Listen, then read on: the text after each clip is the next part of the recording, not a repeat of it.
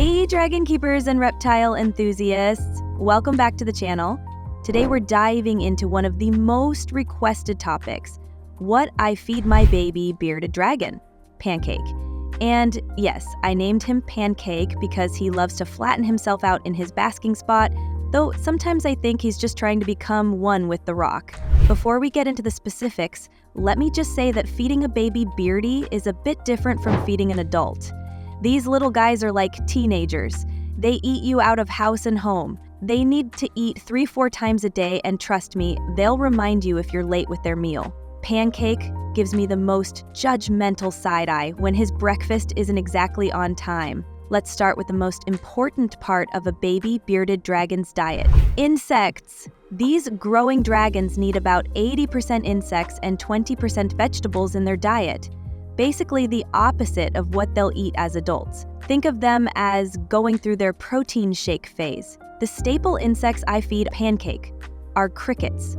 Now, I know what you're thinking, and yes, they can be escape artists that will somehow end up singing in your kitchen at 3 a.m., but they're absolutely essential. I feed crickets that are no bigger than the space between my beardy's eyes. This is super important to prevent choking, and let me tell you, watching a baby beardy chase crickets is like watching a tiny, scaly vacuum cleaner with an attitude. Pro tip: I dust the crickets with calcium powder 5 days a week and multivitamin powder 2 days a week.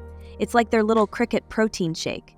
Just make sure you're not using supplements with phosphorus or vitamin D3 if your setup already has proper UVB lighting. The only downside, they're a bit more expensive, but seeing Pancake do his little happy dance when he spots one makes it totally worth it.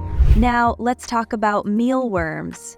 But here's where I need to be serious for a moment. While many pet stores will tell you they're fine for baby beardies, I personally avoid them until they're older. The hard, chitin shells can be difficult for babies to digest, and there's a risk of impaction.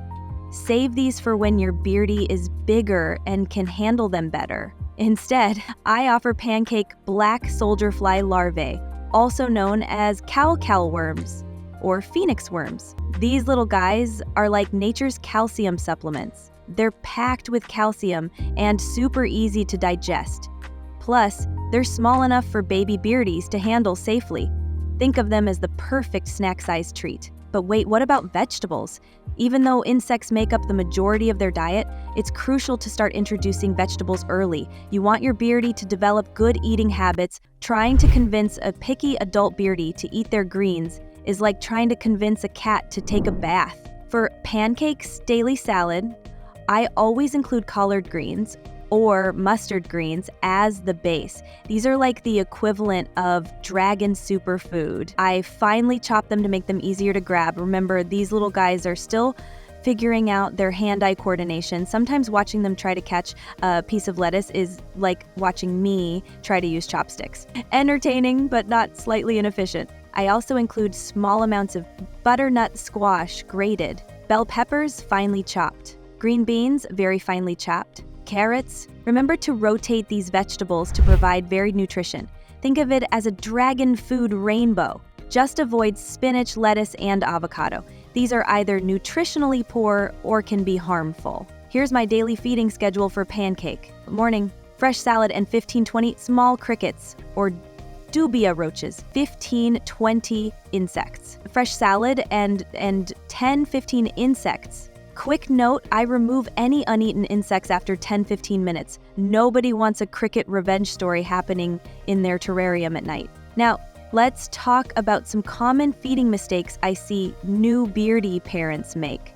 First up, wild-caught insects. I know it's tempting to let your beardy chase that butterfly that got into your house, but wild insects can carry parasites or pesticides. It's like letting your kid eat something they found under the couch. Just don't do it. Another mistake is feeding them too many fatty insects like waxworms or superworms. These should be treats only. Think of them as beardy chocolate. Once in a while is fine, but too many can lead to obesity and health issues. Here's a fun feeding enrichment tip I use with Pancake.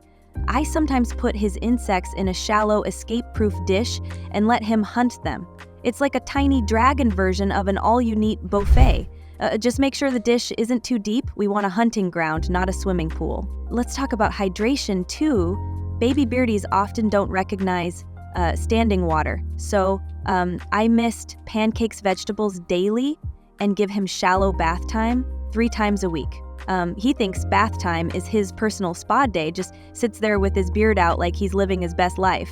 Here's something important that often gets overlooked: gut loading your insects.